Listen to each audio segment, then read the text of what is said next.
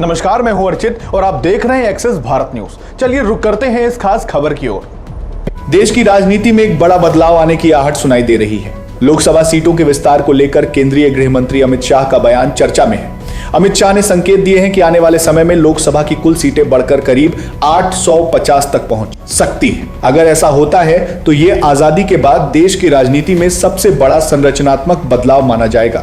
इस पूरे बदलाव का आधार होगा जनसंख्या, यानी जिन राज्यों की आबादी ज्यादा है वहां सीटों की संख्या भी ज्यादा बढ़ेगी।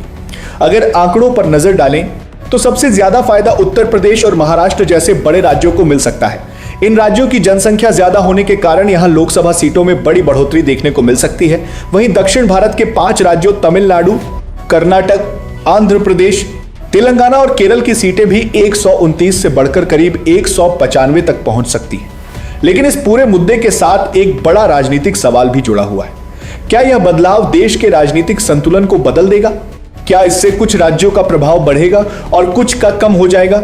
विपक्ष पहले ही इस मुद्दे पर चिंता जता चुका है और इसे राजनीतिक संतुलन के लिए चुनौती मान रहा है। वहीं सरकार का कहना है कि यह पूरी प्रक्रिया संविधान और जनसंख्या के आधार पर होगी। विशेषज्ञों का मानना है कि यह सिर्फ सीटों का बढ़ना नहीं है, बल्कि यह देश की राजनीति का पूरा समीकरण बदल सकता है। अब सबसे बड़ा सवाल यही है कि क्या यह बदलाव सभी राज्यों के लिए संतुलित साबित होगा या फिर यह एक नई राजनीतिक बहस को जन्म देगा? आने वाले समय में यह मुद्दा देश की राजनीति का सबसे बड़ा केंद्र बन सकता है।